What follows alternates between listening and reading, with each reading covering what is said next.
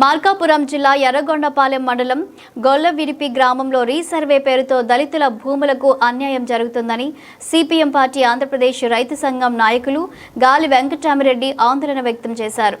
ఈ మేరకు మార్కాపురం జిల్లా కలెక్టర్ కార్యాలయంలో జరిగిన ప్రజా సమస్యల పరిష్కార వేదికలో కలెక్టర్ విజయ సునీతకు వినతి పత్రం అందజేశారు. ఈ సందర్భంగా ఆయన మాట్లాడుతూ వాస్తవానికి వాగులు లేని భూములను వాగుగా నమోదు చేసి అప్పటి ప్రభుత్వాలు ఇచ్చిన పట్టాలను రద్దు చేయడం సమంజసం కాదన్నారు.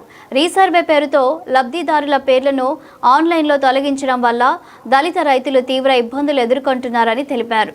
దళితుల భూములకు రక్షణ కల్పించాలని, అక్రమంగా తొలగించిన పేర్లను తక్షణమే ఆన్లైన్లో తిరిగి నమోదు చేసి వారికి హక్కులు పునరుద్ధరించాలని డిమాండ్ చేశారు.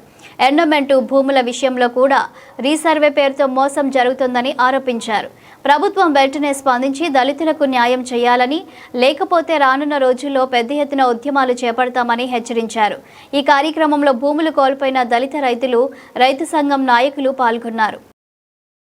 మార్కాపురం జిల్లా ఎర్రగొండపాలెం మండలంలోని గోలేటి గ్రామంలో 22 మంది దళితుల భూములను సాగులు ఆన్లైన్ తీసేశారు. కారణం ఏమంటే ఊరు రీసర్వే పేరుతోటి ఆ విధంగా ఆ దళితులకు అన్యాయం చేశారు. అందువల్ల వాళ్ళు ఆన్లైన్ కోల్పోవడం వల్ల వాళ్ళ ప్రభుత్వం నుంచి రైతులు కానివ్వండి, లేక పాస్బుక్ కానీ ఇవన్నీ రద్దయిపోయినాయి. తన సంవత్సరాల కాలం నుంచి వాళ్ళు తిరుగుతున్నప్పటికీ ఇక్కడ ప్రభుత్వం పనిచేయట్లేదు. ఎంఆర్ఓ గారికి ఇప్పుడు దాదాపు 4 సార్లు అర్జీలు ఇచ్చారు. ఎంఆర్ఓ గారికి ఆయన ఎర్రగొండపాలెం ఎంఆర్ఓ పట్టించుకోవట్లేదు.